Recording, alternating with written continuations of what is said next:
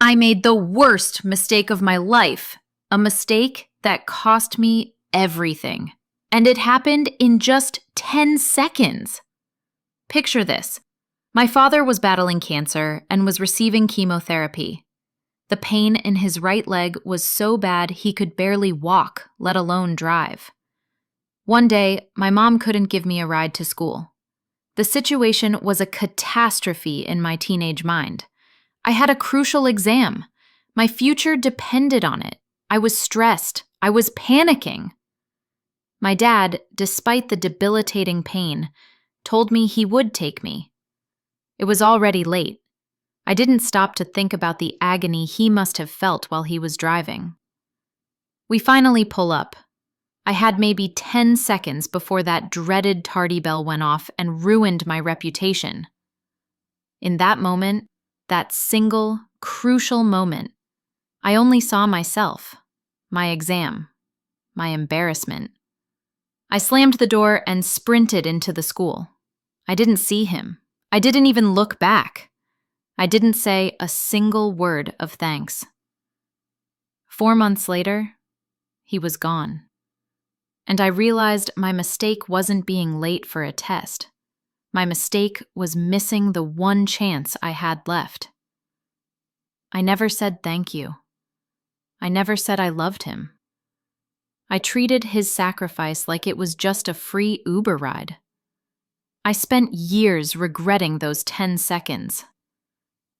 Every adult has a moment they regret, a time when we focused so hard on the urgent, practical thing in front of us that we completely missed something truly essential.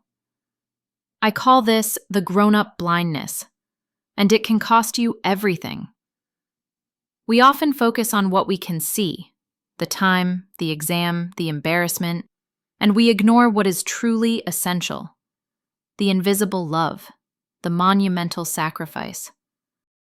This is exactly the powerful, heartbreaking question at the heart of The Little Prince. The story begins with an aviator, a man crushed by adulthood after crashing his plane in the vast Sahara Desert. He is a person who grew up convinced that adults lack imagination. His proof? When he was a child, he drew a picture of a boa constrictor digesting an elephant, but every adult saw only a simple hat. Because of this failure, they advised him to drop art and focus on serious subjects like geography and history. This forced him to live a life governed only by technical and functional rules. He saw the world only in terms of mechanics and rules, which is why he only sees his plane crash as a technical problem. The ultimate sadness is that the aviator spent his entire life searching for an adult he could talk to, but found none, leading him to live a life truly alone until the prince arrived. The aviator is found by a small, extraordinary boy, the little prince. The prince is very serious and asks the aviator, "Please, draw me a sheep."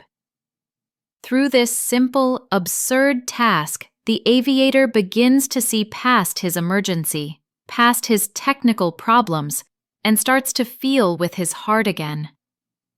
The prince came from a tiny planet, B612. His daily life there involved caring for a single, demanding, and vain Rose.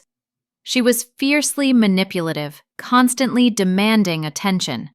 For example, she would tell him small, dramatic lies to make him feel guilty, or demand a screen and a glass globe to protect her from imaginary drafts.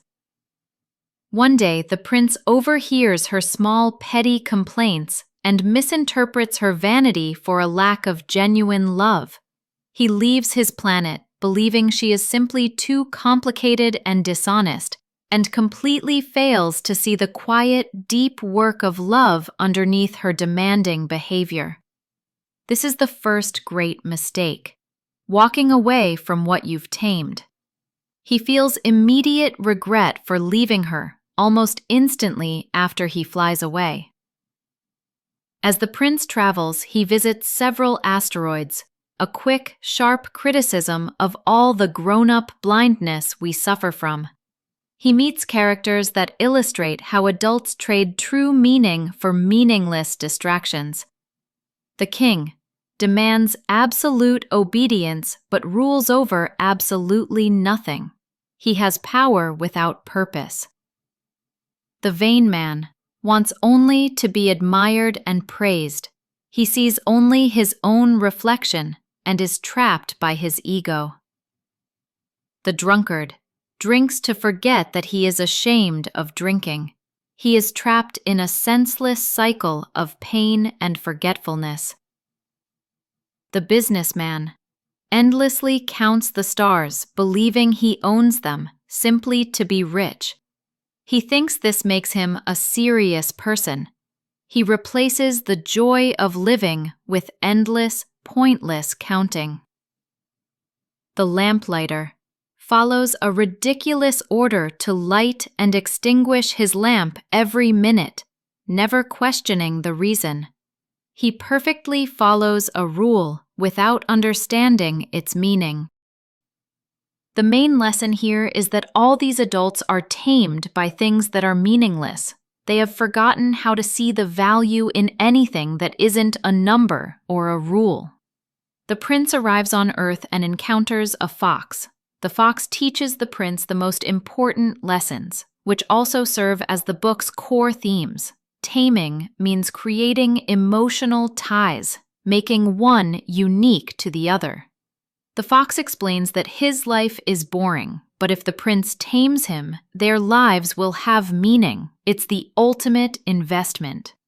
The prince finds a garden full of thousands of roses and realizes his rose is not unique. The fox explains that because the prince has dedicated his time and heart to his rose is now the most important in the universe. The fox gives the most famous quote, "You become responsible forever for what you have tamed." Finally, the fox gives the prince his secret.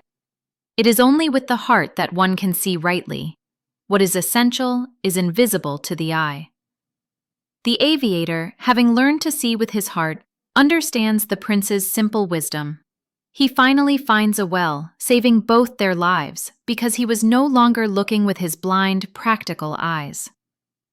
The little prince, knowing he must return to his planet to care for his rose, allows a poisonous snake to bite him, exactly 1 year after he landed on Earth, completing his cycle of lessons. The prince emphasizes that his departure is necessary to keep his promise to the rose, and he tells the aviator his body will look like it's just asleep, and that the aviator will hear his laugh in the stars.